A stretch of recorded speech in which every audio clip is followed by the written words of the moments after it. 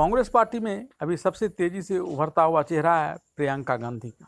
और प्रियंका गांधी को लेकर इस समय कई तरह की बातें हो रही हैं कि ये चुनाव 2024 में जो होने वाला है लोकसभा का, उसमें ये लड़ेंगी या नहीं लड़ेंगी, और तमाम कई बातें इससे जुड़ी हुई हैं।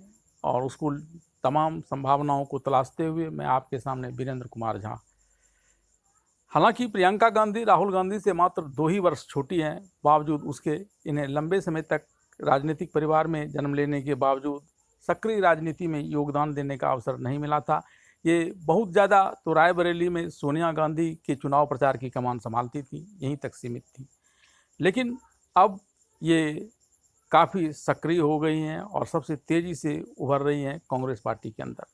हालांकि इस बीच राहुल गांधी का भी ग्राफ ऊंचा उठा है, लेकिन उससे भी तेज़ी से ग्राफ प्रियंका गांधी का उठा है। भले ही जब इन्होंने इस बार सक्रिय राजनीति की प्रारंभ की 2022 में यूपी के विधानसभा चुनाव की कमान संभालते हुए, तो वहाँ इन्हें हार का सामना करना पड़ा था, लेकिन बावजूद उन्होंने अपनी हिम्मत नहीं खोई और फिर हिमाचल प्रदेश में इनके प्रचार ने काफ़ी कामयाबी दिलाई और वहाँ सत्ता में आई कांग्रेस। इसके बाद कर्नाटक चुनाव में भी एक बड़ी भूमिका प्रियंका गांधी की रही। भले ही राहुल गांधी को क्रेडिट इस बात का दिया जा रहा है कि उनकी भारत जोड़ो यात्रा का बड़ा योगदान इसमें रहा है, लेकिन प्रत्यक्ष तौर पर प्रियंका गांधी ही थी जिन्होंने कांग्रेस को हिमाचल प्रदेश में जीत दिलाई, कर्नाटक में जीत दिलाई, और इस समय वो मध्य प्रदेश में कांग्रेस को जीत दिलाने के लिए एड़ी चोटी एक किए हुए हैं। इस समय फिर वही बात आ रही है कि क्या ऐसी परिस्थिति में प्रियंका गांधी को 2024 में चुनाव लड़ना चाहिए।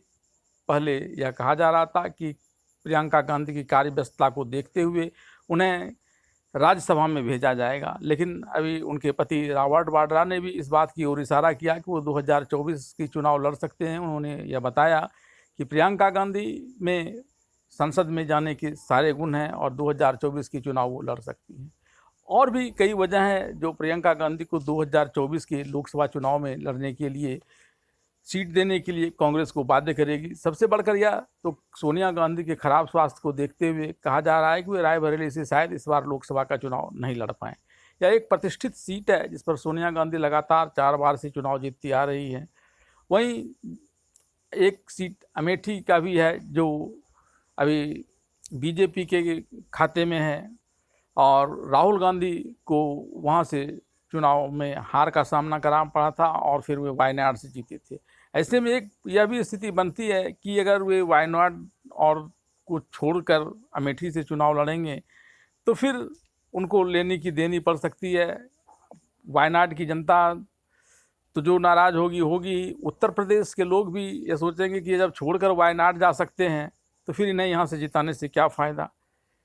और अगर वे वायनाड और अमेठी दोनों ही से चुनाव लड़ते हैं तो फिर वह एक बड़ी बात यह हो जाएगी कि वायनाड की भी जनता नाराज़ हो जाए और ये अमेठी की भी जनता नाराज़ हो जाए, और ऐसे में अगर इस सीटों को कांग्रेस खोती है तो उनके जो प्रतिष्ठा है वो फिर से एक बार गर्दिश में जाना प्रारंभ हो जाएगा।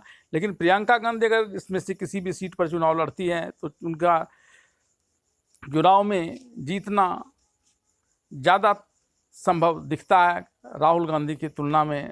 तो एक कारण यह भी है, और दूसरा अगर इसमें ग्राफ बढ़ता है तो 2024 में लोकसभा में कांग्रेस की सीटें बढ़ सकती हैं, और साथ ही साथ जब 2027 में फिर उत्तर प्रदेश की विधानसभा का चुनाव होगा तब वहाँ भी कांग्रेस को कुछ बढ़त प्राप्त हो सकती है। अब होगा क्या यह तो वक्त बताएगा, और प्रियंका गांधी क्या करेंगी या राहुल गांधी, प्रियंका गांधी और सोनिया गांधी के मतैक्य पर निर्भर करेगा।